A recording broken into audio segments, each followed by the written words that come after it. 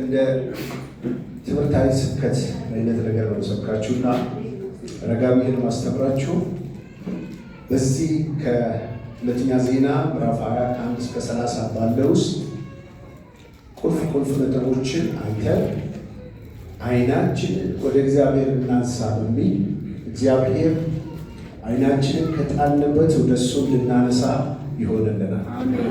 አሜን አሜን። ያሳርፈን። ይሄ ራሱ አንድ ስብከት ነው። ቃሉን ማንበብ መቼስ ጊዜ አግኝተን እንደዚህ ስለማናነብ መስማቱ ጥሩ ነው። እንግዲህ ይህንን ከዚች ክፍል ውስጥ ሌላ ቦታ አንሄድም። በዚህ ክፍል ውስጥ ያለውን ሀሳብ ነው የምንመለከት። ይሄ በሁለተኛ ዜና 21 እስከ 30 ባለው ክፍል ውስጥ የንጉሥ ኢዮሳፍጥ ታላቅ ፈተና በመባል ነው የሚታወቀው። ያ ብቻ አይደለም፣ በእግዚአብሔር ላይ ያለው እምነት የተብራራበት ማለት በገጠመው ፈተና በገጠመው ችግር፣ ነገር ግን ደግሞ በእግዚአብሔር ላይ ያለው መታመን የታየበት ሀሳብ ነው። ከተለያዩ አገሮች የወጡ ጠላቶች ኢዮሳፍጥና ሕዝቡን ለመውጋት በመጡበት ሰዓት ውስጥ ሕዝቡ እንደዚህ ያሉትን ቃል እናገኛለን። ቁጥር 12 ላይ አይናችንን ወደ አንተ እናነሳለን። እስቲ አይናችንን ወደ አንተ እናነሳለን። ኢየሱስ ያድናል። ዛሬ ለጀሙ ተራራ ብሎ ወንጌል አይናችሁ ወደ ማን አንሱ እያለ ነው? እግዚአብሔር አንሱ። እንግዲህ ክፍል ስንከፋፍለው አውትላይን እንስራለት ብንል የመጀመሪያው ታላቅ ፈተና በመባል የሚታወቀው በሁለተኛ ዜና 20 ከቁጥር 1 እስከ ቁጥር 4 የምትጽፉ ሰዎች ረጋ ብዬ ልነግራችሁ። ከቁጥር 1 እስከ ቁጥር 4 ላይ ታላቅ ፈተና በኢዮአብና በኢዮሳፍጥና በሕዝቡ ላይ የመጣ ታላቅ ፈተና። ይሄ በጣም ታላላቅ ጠላቶች ከዚህ በፊት ውድቀቶቻቸውን የሚፈልጉ በምድረ በዳ ሲጓዙ ሲያስቸግሯቸው የነበሩ ጠላቶቻቸው ሞዓብ፣ አሞን የተባሉት እነዚህ ጠላቶች የሴር ሰዎች የሚባሉ እነሱ በኢዮሳፍጥና በሕዝቡ ላይ የከፈቱት ዘመቻ ግንባር ፈጥረው እነሱን ለማጥፋት የሄዱበትን ፈተና የሚናገር ነው። ይሄ ከቁጥር 1 እስከ 4 ስታነቡት ይሄን ነው የምታገኙት። ሌላው በዚህ ክፍል ላይ ኢዮሳፍጥ ፈርቶ ወደ እግዚአብሔር ጾምና ጸሎትን አውጆ በጣም የፈራበት ሰዓት ስለነበረ በተለይ ምን የሚል ቃል አለ? ኢዮሳፍጥም ፈራ ይላል። ቁጥር 3 ላይ ያለው በጣም የሚያስፈራ ሁኔታ ነው። ምክንያቱም እሱ አንድ መንግስት ነው። እንደገና ደግሞ ያለው ሰራዊት በጣም ጥቂት ነው። ከመጡት ሰራዊቶች በጣም እንዳሸዋ የበዙ ናቸው። ደግሞ 3 መንግስታቶች ናቸውና ስለዚህ ምን አለ ይላል? ፈራ። እግዚአብሔር እንዲፈልግ ፊቱን ወደ እግዚአብሔር አቀና። ስለዚህ ይሄንን እንደ መግቢያ የምነግራችሁ ይሄ ክፍል በዚህ ነው የሚናገረው። ስለዚህ የዚህ ክፍል ከቁጥር 1 እስከ ቁጥር 4 ታላቅ የኢዮሳፍጥና የሕዝቡ መከራ በመባል ይታወቃል። እና ከዛ ውጭ እግዚአብሔርን ሊፈልግ ይሄ እንደሚለው እዚህ ክፍል ቁጥር 3 ላይ ስንመለከት ምክንያቱም በገጠመው ፈተና ውስጥ በገጠመው መከራ ውስጥ መፍትሄ ብሎ የተጠቀመው እግዚአብሔርን መፈለግ ነው። ኢየሱስ የተባረከ ይሁን። ሌላው የዚሁ ላይ ከቁጥር 5 እስከ 12 ስታነቡ የምትጽፉ ሰዎች የኢዮሳፍጥ ጸሎት በመባል ይታወቃል። የኢዮሳፍጥ ጸሎት ከቁጥር ስንት አልኩኝ? 5 እስከ 12። ምክንያቱም ንጉሥ በመቅደሱ ፊት ሆኖ ሕዝቡን ጠርቶ ጾምና ጸሎትን አውጆ ጸለየ። ወገኖች ትልቅ ትምህርት ነው። ቅድም ረጅም ሰዓት እንዳለም የፈለግኩበት ነገር ምንድን ነው? ዛሬ ያላችሁበትን ጌታ ያውቃል። አሜን። ላላችሁበት ነገር መፍትሄ ከቁጥር 1 እስከ ቁጥር 4 ምንድን ነው ያልኩት? አይናችንን ወደ እግዚአብሔር ማንሳት፣ እሱን መፈለግ። ሁለተኛ ደግሞ ከቁጥር 5 እስከ 12 ላይ ስትመለከቱ መጸለይ። ችግር ሲገጥመን ብዙ ቦታ መርገጥ አያስፈልግም። መፍትሄው ጸሎት ነው። ጸሎት ታምርን ያደርጋል። በአምላካችን ሆይ እንዲህ ይላል ጸሎት ውስጥ አትፈርድባቸውምን? አትመለከታቸውምን? የምናደርገውን አናውቅም። ድንገት የመጣብን ክፍተት ነው።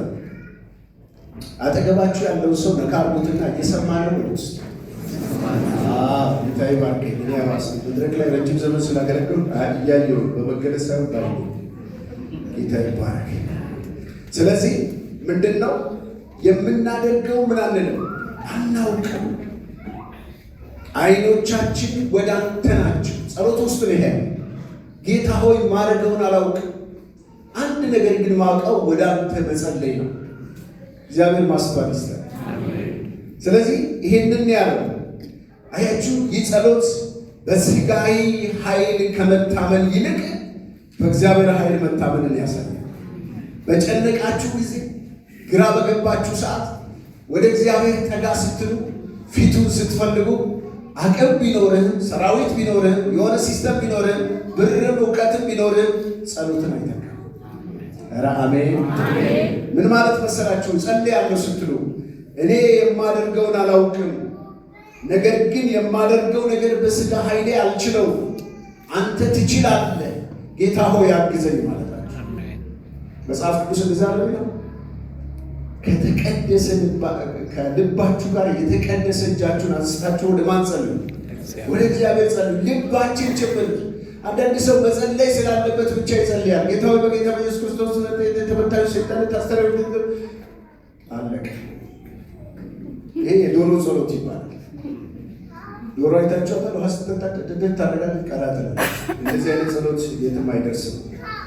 ይሄኛው ግን በመከራ የተያዘ ውጥረት፣ ክብደት፣ ጭንቀት የሞላበትን ጉዳይ ከላያችሁ ላይ ገለል ለማድረግ የተደረገ ጸሎት ነው።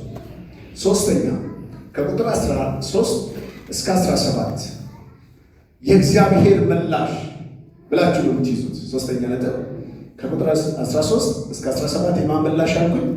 ይህንን አሁን የሰጠኋችሁን ስታነቡ አንደኛ ዜና ከ1 እስከ 30 ክሊር ሆኖ ይታያቸው።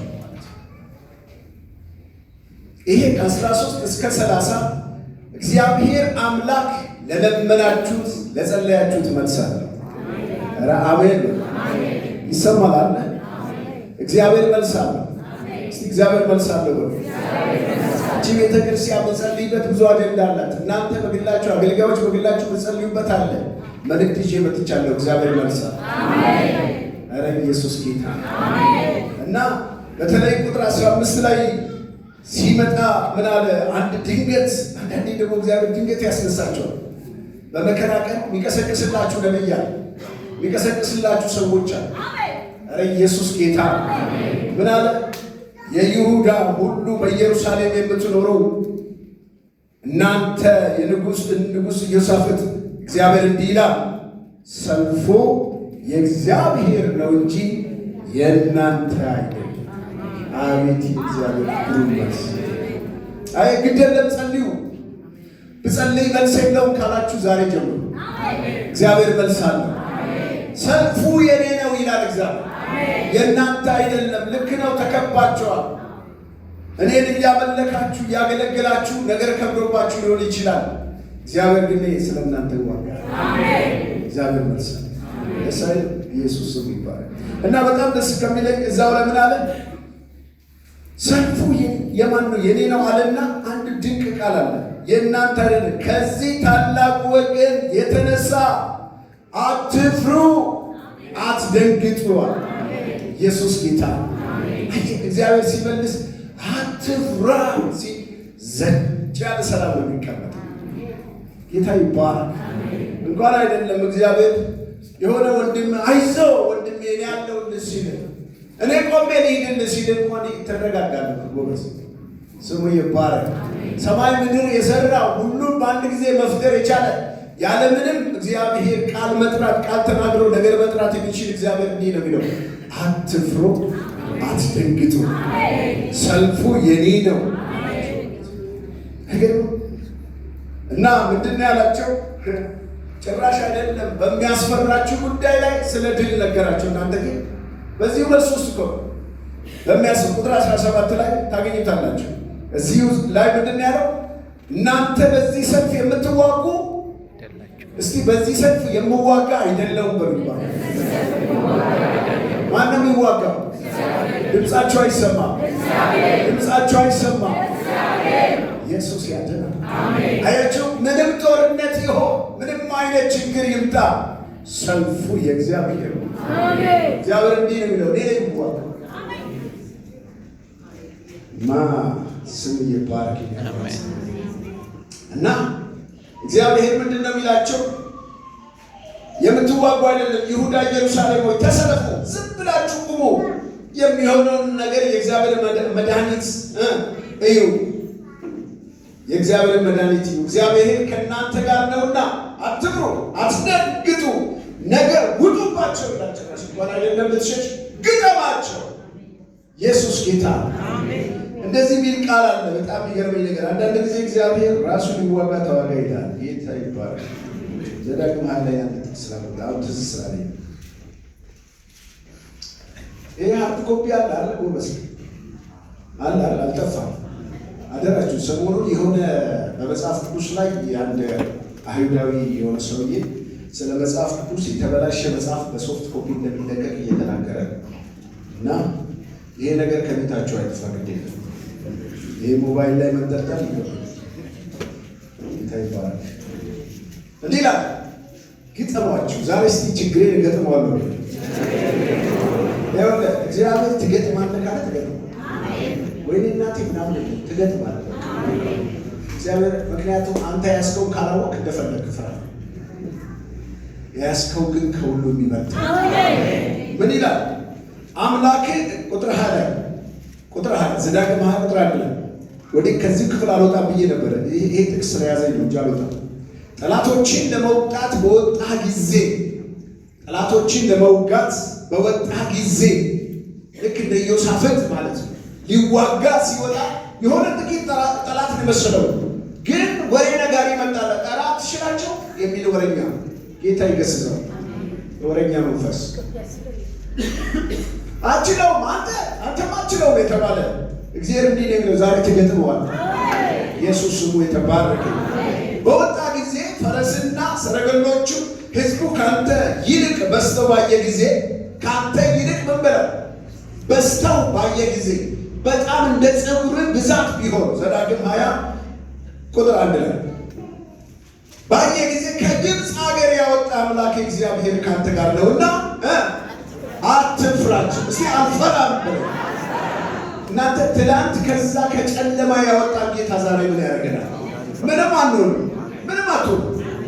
ያ ከዛ መንጋጋ ከአውሬ መንጋጋ ነው። እንደኔ አይነቱን ደግሞ ከጫተራ ላይ ያወጣ ያንን ማድረግ የቻለ ጌታ ዛሬ ምን ያደርጋቸዋል? እንደው እኛ ኢትዮጵያ ምን ሆነ ይሆናል አለን በማለት ጌታ ይባላል። ምንም ሳንሆን ማለት ያ ማለት ሰው በልቶ ባልሰርግ ኢየሱስ ጌታ ይሁንላችሁ። ከግብፅ ምድር ያወጣህን አምላክ እግዚአብሔር ካንተ ጋር ነውና ምን አትበላችሁ። ወደ ሰልፍ በቀረበ ጊዜ ካህኑ ይቅረብ፣ በሕዝቡ እንዲህ ብሎ ይንገር፣ እስራኤሎች ስሙ፣ ዛሬ ጠላቶቻችሁን ለመውጋት ትቀርባላችሁ። ይህን የቅድሙ ቃል እዚህ ጋር ይገባል። ምን ለማለት ትገጥማላችሁ? ዛሬ መልእክት ይዤ የመጣው ችግርህን ትገጥመዋለህ። አሜን ነው። እንደዚህ አሜን የሚል ጀግና ጉባኤ ከተገኘ በቃ አለቀ። ለጌታ ክብር አውጥቶ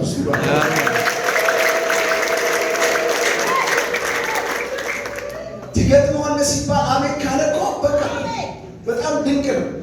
ምንድን ነው ታዲያ እግዚአብሔር እራሱ ተናግረው የሚለውን ነገር የሆነ አሁን የእናንተን አይነት አሜንታ የሚፈልግ ይመስላል እግዚአብሔር ራሱ ክፍሉ እና ትቀርባላችሁ። ልባቄው ስንቀር ፕሪንስፕል አለ። የወታደራዊ ፕሪንስፕል ወታደር ይወርሳል። ጦር ሜዳ ሄዶ ልጆቹን፣ ሚስቱን፣ ፍርሃቱን፣ ሞቱን፣ እቁቡን፣ ድሩ የሚያስብ ሆነ በጥይት ይመታል።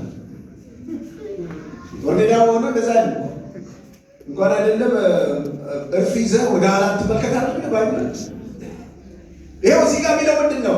ስትገጥም ፕሪንስፕል አለ ይላል። እሱ ምንድን ነው? ለኤው ጠላቶቻችሁን ለመውጋት ትቀርባላችሁ። ልባችሁ ምን አይበል አይታወቅ፣ አትፍሩ።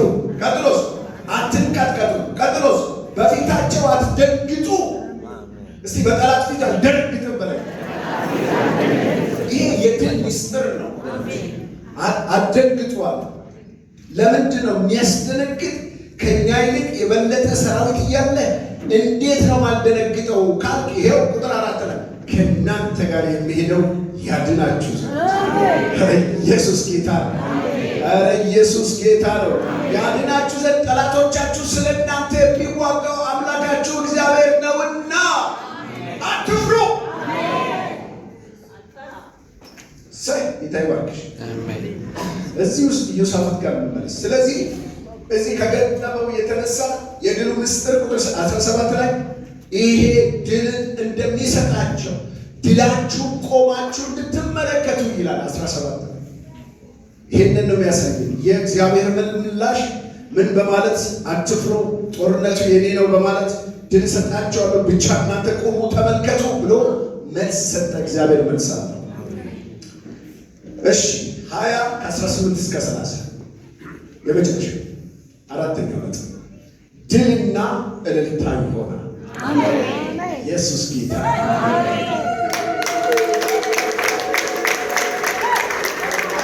ከእግዚአብሔር መልስ በኋላ ምን ይሆናል? ድል ይሆናል። ምን ይሆናል? እልልታ ይሆናል። ምን ይሆናል? ምርኮ በምርኮ ይሆናል። የኔ ወዳጅ ስም ይባረክ። ይህን ጌታ ስላገለገልኩት በጣም ደስ ይለኛል። አሜን። በእውነት ማለፍበት ህይወት የአገልጋይ መሆኔ ኢየሱስ ጌታ። ማግኘትን ማጣትን መከራንም መጠላትንም መገፋትንም አይተናል። ከኔ ጋር ሆኖ የስብከቱ ስራ እንዲቀጥል ያደረገ የረዳኝ ጌታ ስሙ ይባላል። ዛሬም እግዚአብሔርን የምታገለግሉ እንኳን ደስ አላችሁ። ጌታ ኢየሱስ ምን ይላል? እኔን የሚያገለግለኝ አባቴ ያከብረዋል። አገልጋይ ከእሱ ጋር ይሆናል። ጌታ ማገልገል ክብር ነው፣ ውርደት አይደለም። አሜን። ለምን ወደዚህ እንደገባው አላውቅም። ጌታ ማገልገል ድል ይሆናል። አሜን። እልልታ ይሆናል። ኢዮሳፍጥም ይሄ ከ18 እስከ 30 ስትመለከቱ ህዝቡ በዜማ በምስጋና እግዚአብሔርን ማመስገን ጀመረ። በጣም ታምር የሚሆነው ነገር የሚደንቀኝ ነገር ቁጥር 21 ላይ ሄዳችሁ ብታነቡት ምን ይላል? ከህዝቡ ጋር ተማክሮ በሰራዊቱ ፊት የሚሄዱትን ምሕረቱ ለዘላለም ነውና እግዚአብሔርን አመስግኑ የሚሉ ጌጠኛ ልብስ ለብሰው የሚያመሰግኑ ለእግዚአብሔር የሚዘምሩ መዘምራን አቆመ ይላል። ዝማሬና ምስጋና በጀመሩ ጊዜ ይሁዳን ሊወጡ በወጡት በሞዓብና በአሞን ልጆች በሴት ተራራ ሰዎች ላይ እግዚአብሔር ድብቅ ጦር አመጣ፣ እነሱን መታቸው። አሜን። ኢየሱስ ጌታ ነው። አሜን። ይኸውልህ በሚጠሩት ሕፃናት ውስጥ ምን አዘጋጀና ምስጋና አዘጋጀና ወረድልና ስለ ቂመኛና ስለ ጠላት እግዚአብሔር ጠላታችሁን ከሚቀጣበት ትልቅ ስትሮንግ የሆነው መሳሪያ ኒክሮል ቦምቡ ምስጋና ይባላል። አሜን። ማመስገን ሲጀምሩ ቤታችሁ ላይ ያለው ጨለማ ይመጣል። አሜን። ማመስገን ሲጀምሩ ደዌያችሁ ይፈወሳል። አሜን። ማመስገን ሲጀምሩ ያላችሁበት ድባብ በአዲስ መንፈስ ይቀየራል። አሜን። እዚህ ላችኋለሁ ጳውሎስና ሲላስ ማመስገን ሲጀምሩ እግራቸው ብረት ሰንሰለት ውስጥ ሆኖ በሚያቃጥል በሚበርድ በሚያንገበግብ ቦታ ላይ ማመስገን ሲጀምሩ የወይን ቤቱ ደጃፍ ተሰበረ። የእግሮቻቸው የእጆቻቸው ሰንሰለት ተከፈለ። ስብርብር ወጣ። ዝም ብላችሁ እሱን አመስግኑት። እግዚአብሔር ድል ይሰጣቸዋል። እግዚአብሔር ጠላቶቻቸው እርስ በራሳቸው የሚገርመው ጠላቶቻቸው በራሳቸው ያጠፋቸው። በተለይ 24 ድረስ ተርቦ እስራኤል ምንም አይነት ዘመቻ ሳያደርግ ምንም አይነት ቀስት ሳይወረወር ወይም በሰይፍ ሳይቆርጥ እኔ እኮ በኋላ ላይ ይመጣላቸዋል። ሰው ዘምሮ ጠላትን ማሸነፍ ይቻላል ማለት ነገር። አሁን ይህን ለፌዴራል መንግስት መከላከያ ሚኒስትር ይህንን ነገር ተጠቀም፣ እኛ ጋር ኃይሎች አሉትንና ከየት የመጡ ናቸው? የት ነው ኃይል ሲያፈርስ ያለ? እስቲ ማን ወደ ዞር አድርጋቸው። ሰው ስንት አይነት መሳሪያ ታጥቋል? በኢትዮጵያ ደረጃ ኃይል ይዛችሁት ይሉናል ለምትባል ኃይል ይዘውታ ድል ታደርጋለህ። አሜን። ኢየሱስ ጌታ ነው። አሜን። ለምን መሰላችሁ? ይሄን ብታደርጉ በዚህ ተአምር ውስጥ ተአምር ሰሪው እናንተ ሳትሆኑ ማን ነው? እግዚአብሔር። ቅድም ምንድን ነው ግጠሙ ብሏቸው እኔ እዋጋለሁ ይላል እግዚአብሔር። ለሲምቦል እናንተ ለምልክት ፊት ለፊት ያቆማቸዋል እንጂ ሰልፉ የእግዚአብሔር ነው። አሜን። ኢየሱስ ጌታ ነው። ስለዚህ አይናቸውን ወደ እግዚአብሔር ማንሳት ይሄን መፍትሄ ያመጣልን። እንግዲህ ከዚህ ክፍል ውስጥ ቁልፍ ነጥቦችን እንገራችሁና ከዛ አይናችንን ወደ እግዚአብሔር ስናነሳ ምን ይሆናል የሚለውን ነገር ከዚህ ክፍል ነግራችሁ። እስቲ ከመጀመሪያ እቺ ሶስት ምጽፉ ሰዎች ሳያችሁ ጸሐፊዎች ትመስላላችሁ። ለመማር ልባችሁ ሰፊ ነው። በእነ ፓስተር ደሬ ስር የሚማር ሰው ጎበዝ ተማሪ እንደሚሆን ተስፋ አደርጋለሁ። ጌታ ይባረክ። በዚህ ቁልፍ በዚህ ከሁለተኛ ዜና ከ1 እስከ 30 ባለው ቁልፍ መልእክቶች ውስጥ አንደኛው ፈተና ውስጥ ወደ እግዚአብሔር መመልከት። በፈተና ውስጥ ማንን መመልከት? ወደ እግዚአብሔር መመልከት። ሁለተኛ ዜና ቁጥር 12 ላይ ማያዝ ትችላላችሁ። ጥቅስ ከራሳችን በላይ እርዳታ የምንፈልግበት የምናሳይበት ተግባር ነው ዓይንን ወደ እግዚአብሔር ማንሳት። ይሄ ክፍል ይሄን ነው የሚያስተምረው። ቁልፍ ሐሳቡ ይሄ። ሁለተኛ ቁልፍ ሐሳቡ ደግሞ እግዚአብሔር የጦርነቱ ጌታ መሆኑን ያሳየናል። ቁጥር 15 ላይ እግዚአብሔር የማን ጌታ ነው? የጦርነቱ የችግሩ ጌታ መሆኑን የሚያሳየን ክፍል ነው። ማንም ሰው ተዋግቶ ቆስሎ ታክሞ ሚል የለም። እግዚአብሔር ተዋግቶ ዝማሬ ብቻ ዘምሮ ድሉን ማን ወሰደው? ራሱ እግዚአብሔር ወሰደ። ጌታ ይባላል። ድሉ የማን መሆኑ ነው? ውጊያው የማን እንደሆነ ነው የሚነግረን። ሰልፉ የእግዚአብሔር መሆኑ በሚገባችሁ ቋንቋ ይሄ ክፍል ሰልፉ የእግዚአብሔር መሆኑን ያስተምረናል። ቁልፍ ነው። ሌላው እንደገና ደግሞ ምስጋናን በእግዚአብሔር ፊት ማቅረብ ያለውን ውጤት ያስተምረናል። ምስጋናን በመከራ ቀን በችግር ጊዜ ውስጥ ለእግዚአብሔር ማቅረብ የሚያመጣውን ድል የሚያመጣውን ስኬት የሚያስተምረን የምስጋናን ጥቅም የሚያስተምረን ክፍል። አሜን። ስለዚህ ይሄ ሁለተኛ ዜና ዓይናችን ወደ እግዚአብሔር እናንሳ፣ ለሁሉ ነገር መፍትሄ ነው እያለን ያለ። ዓይንን ወደ እግዚአብሔር ማንሳት ለምን መፍትሄ ነው? ለሁሉ ነገር መፍትሄ ነው። አሜን። መፍትሄ ነው። ወደ እሱ ዓይኖቼን ወደ ተራሮች ረዳቴ ከወዴት መለሰና ሲያየው ቢጠብቅ ከተራራ መፍትሄ አለ። ለካ ረዳቴ ያለ ሰው ይመስላል። አየች ለካ ረዳቴ ሰማይና ምድር ከሰራው ከማን? እቺ ዘንድ ብትል ብዙ ጥቅስ አለች። ዘንድ ብላችሁ አትሙስ። ዘንድ የጻድቃን መድኃኒታቸው ከማን ዘንድ? ከእግዚአብሔር ዘንድ። ዕጣ በሰው ብብት ውስጥ ናት። መደቡ በማን ዘንድ ይችላል? በእግዚአብሔር ዘንድ ናት። ፈረስ በጦርነት ጊዜ ይዘጋጃል፣ ድል ግን ከማን ዘንድ ነው ይላል። ሰው የሹምን ፊት ይሻል፣ ፍርድ ግን ከማን ዘንድ ነው ይላል። ይህ ሁሉ ዘንድ አለላችሁ። አድራሻችሁ እግዚአብሔር ዘንድ፣ መፍትሄያችሁ እዛ ዘንድ ይሆንላችሁ። አሜን።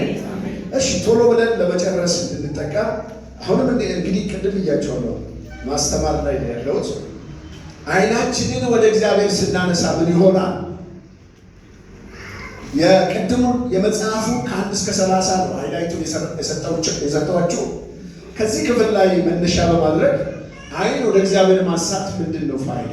እዛ ከዚሁ ክፍል አለ መጽሐፉ ራሱ መጽሐፍ ቅዱሳችን የመጀመሪያ የሚነግረን ነገር ዓይናችንን ወደ እግዚአብሔር ስናነሳ የምናገኛቸው መንፈሳዊ ብዙ በረከቶች እንዳሉ ይነግረናል። አንዱ ለዚህ ትልቅ አስተማሪያችን ደግሞ ኢዮሳፍጥ ያለው እምነትና በእግዚአብሔር ያለው መታመን በሱ ሕይወት ውስጥ የመጣው ስኬት ነው ዛሬ እንዲሰበክ እናንተ ልትሰሙት ይሆናል። ከ1 እስከ 30 እንዲነበብላችሁ የተፈለገው ለዛ ነው። እሺ የመጀመሪያው ዓይንን ወደ እግዚአብሔር ስናነሳ አንደኛ እግዚአብሔር የሚያበረታን ድምፅ ያሰማናል። አሜን። ምንም ድምፅ ያሰማናል። የሚያበረታን ድምፅ ቅድም ተናግሬዋለሁ፣ ግን እንደ ቁልፍ ሀሳቦች ብትይዙት መልካም። የሚያበረታ የሚያጽናና፣ አይዞ ልጅ ትሻገራል፣ ይሄም ያልፋል፣ ይሄ ክፉ ቀን ይቀየራል፣ እንዲሆን አይቀጥልም፣ ደግሞ የምትፈራ አይወርስም፣ አይዟችሁ በርቱ ቀጥሉ የሚል ድምፅ። በጣም የሚያሳዝነኝ ጳውሎስ አንድ ስብከት አለኝና ይሄ ሁለተኛ ጢሞቴዎስ ምዕራፍ 4 ከ15 እስከ መጨረሻው ድረስ ያለ ጳውሎስ እዛ ጋር እንደዚህ ይላል። የመጨረሻው መሰናበቻ ደብዳቤ ነውና እግዚአብሔር አንዳንድ ጊዜ አገልግላችሁ ዋጋ ከፍላችሁ ሰው ሁሉ ይርቃችሁ ታንሳ ያው ይሁ ጉባኤ ከእናንተ አንድ አገልጋይ በሆነ እናንተ አገልጋይ በሆን በመከራ ቀን ፍታችሁ ብታዘሩብኝ ምን ያህል ጳውሎስ በዛ ገጠ ስንት አብያተ ክርስቲያናት የተከለ ስንት እንደ ጢሞቴዎስ፣ ሲላስ፣ ቲቶ ብዙ ሰዎችን በርናባስ፣ ማርቆስ የተባሉ ዮሐንስ ብዙ በተለይ ሮሜ ላይ ይነግራቸዋልና ብዙዎችን ጠቅሶ በመጨረሻ ሲናገር እንደዚህ ነው ለጢሞቴዎስ ነገር አንጥረኛው እስክንድሮስ ምን አለለት ከፍ እግዚአብሔር ይቁጠር አለ። እግዚአብሔር ይመልከታል። ከዛም በኋላ ደግሞ መለሳለና የተብሎች በፊተኛው ሙግቴ ቀን አንድ ሰው አጠገብ ነበር። ያሳዝን ቀጠለና ምን ያለ የስብከቱ ስራ በእኔ እንዲፈጸም ጌታ ከጎኔ ቆሞ አበረታኝ። አሜን። ከአንበሳ አፍ አዳነኝ። አሜን።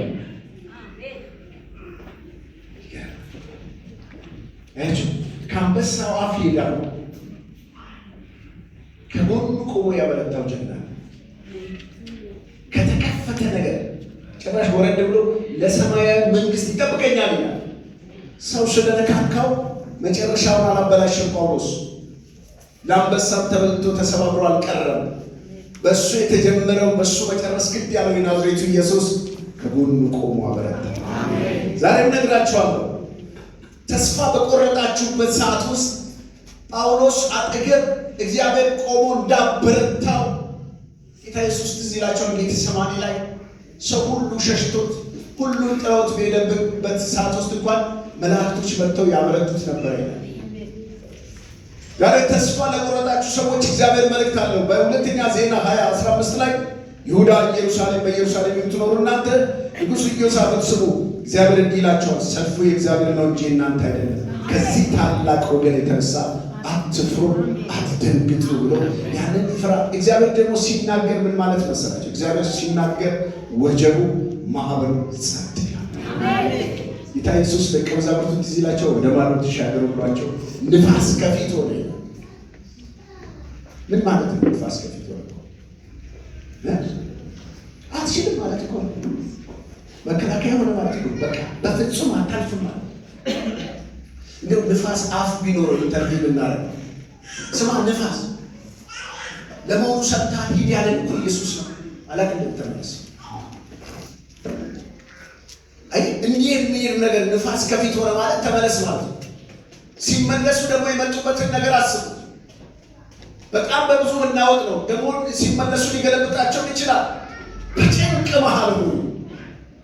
በመከራ መካከል ላላችሁ መልእክት አለ። ጌታ ያስጨንቃችሁን ጸጥ ያደርጋል። አሜን። በዛ በጭንቅ ሰዓት ለጌታም ጌታ አለው። ለዛ ከፊት ተመለስ ለሚለው ላዘዛቸው ትደርሳላችሁ ያላቸው እዛ ጠብቁኝ ያላቸው ኢየሱስ መጣ እየተራመደ። በጣም ጴጥሮስ የደነቀው ለነሱ ለውጥ የሆነ ነገር ለጌታ መንገድ ነው። ለነሱ ለውጥ የሆነ ጉዳይ መጣና ተራመደበት። ከዛ ነገሩ ሲጠናቀቅ እንደዚህ ያለው ንፋሱ ዝም በል ጸጥ በል አለ። ዝምታ ጸጥታ ሆነ። ወዲያው ደቀ መዛሙርቱ እንዳሉ ይሄ ማዕበልና ወጀብ የሚታዘዝለት እሱ ማን ነው ብለው ምናሉ ይላል፣ ሰገዱለት ይላል። ዛሬም እላቸዋለሁ አይናችሁ ወደ እሱ ስታነሱ ጌታ ድምፅ ይልክላችሁ። አሜን። ኢየሱስ ጌታ። አሜን። ሌላው ምንድን ነው? ጸሎታችን በእግዚአብሔር ዘንድ ላይ ፈጣን መልስ ይዞ ይመጣል። የተደጋገመ ሀሳብ ይመስላል። አይናችን ወደ እግዚአብሔር ስናነሳ በገጠመን ነገር ላይ አንዳንድ ጊዜ የሆነ መከራ እኔ ልንገራችሁ ከራሴ ሕይወት የተማርኩት በጣም በጨነቃችሁ ጊዜ በረዝሙ። አሜን። በቃ ዘምዘማችሁ አልቅሱና አንዳንድ ጊዜ ትራስ ይዤ ጌታ ሆይ ብዬ ልክ እግሬን ይዤዋለሁ ብዬ አይነት የአባትና የልጅ አይነት ጸሎት ጸሎት ይዤ ጌታ ሆይ እኔ ማን አለኝ ብለህ ዝም ትለኛለህ። ለምን ዘገየህብኝ? እንደምወድህ ታውቃለህ አይደለ ጌታ ሆይ? ለምን አንተስ እንደ ሰው ፊት ነሳህ? አንተም እንደ ሰው ሆንክ ስለው የኔ ጌታ ይመልሳል በፍጥነት። ዛሬም እነግራችኋለሁ በመከራ ውስጥ ላላችሁ ፈጣን መልስ አለው። ይህንን መልእክት ላሰማችሁ ነው የመጣሁት። ስለዚህ ጸሎት ወገኖቼ በእግዚአብሔር ዘንድ ፈጣን መልስ ይዞልን የሚመጣ ነው። ሌላው እንደገና ምንድነው በዚህ ስር እግዚአብሔር ፊት አይናችን ስናነሳ እግዚአብሔር በችግራችሁ ላይ እንዲሰራ መፍቀድ ይሆናል። አሜን። ኧረ አሜን በሉ። አሜን። በጣም እኮ ይሄ የሚገርም ትምህርት ነው። ምን ማለት እንደሆነ ታውቃላችሁ? እግዚአብሔር ወደ ፈተና አስገብቶ አንደኛ ቆሮንቶስ ምዕራፍ 10 አይታችሁ ከሆነ መውጫ መንገድ አለው። አሜን። እግዚአብሔር ይፈትንና በልክ በሚክያስ ምዕራፍ 3 ላይ እንደሚናገር አንጥረኛው አጠገቡ ቁጭ ብሎ ነው የሚያነጥረው። አሜን። የወርቁን ጥራትና ምንነትን ለመለየት እሳት እየጨመረ ከሚገባ በላይ ከአቅማችሁ በላይ ይፈትናችሁ። አሜን። ከፈተናችሁ በኋላ ግን እንደ ወርቅ ትወጣላችሁ። አሜን። አያችሁ፣ ይሄ መከራችሁ በሌላ ቋንቋ የምትጽፉ ሰዎች እግዚአብሔር በችግሬ ውስጥ እንዲሰራ አክሰስ ይሆንለታል። አሜን። መግቢያ በር ይሆንለታል። እንደዚህ ይላል፣ አባብላታለሁ፣ ወደ ምድረ በዳ ማመጣታለሁ። አያችሁ ምን አይነት አባት ነው! ባከ አባብሎ ወደ ሆነ ቤተ መንግስት ወይም ጥሩ ገነት ውስጥ መውሰድ ሲገባ ምድረ በዳ አመጣለሁ ይላል። ይሄ ጊዜ ደግ እኮ ይባላል። አሜን። ለነገሩ ምድረ በዳውን ኤደን፣ በረሃውን ገነት አደርጋለሁ የሚል ጌታ ሰው አባብሎ የተወሰድኳት ነው የሚለው ሆሴዕ ምዕራፍ 2 ወደ ምድረ በዳ መጣሁ፣ የልቤን ለልቧ እናገራታለሁ ይላል። አንድ እንደዚህ የሚል ቃል የአኮርን ሸለቆ የተስፋ በር አድርጌ እሰጣታለሁ የሚል ቃል። አኮር ማለት መከራ ማለት፣ የመከራችሁን ሸለቆ የመውጫ በር ያደርግላችኋል። እግዚአብሔር አባብሎ ተናግሯችሁ አይተዋችሁ በገጠማችሁ ችግር መውጫው መንገድ ያዘጋጃል። እግዚአብሔር እንዲሰራ የምትፈቅዱበት ቦታ የት ነው ብትሉኝ፣ ሌላ ጊዜማ ማን ይችላችኋል? ጸሎቱም ትንሽ ነው የሚሆነው፣ ምስጋናው ብዙ ነው የሚሆነው።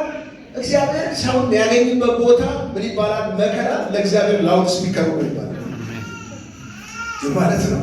ይሄ ደብል ፌስ ለብሶ የተኛ ማንነት አፉ ሞልቶ ሰው አፉ ከሞላ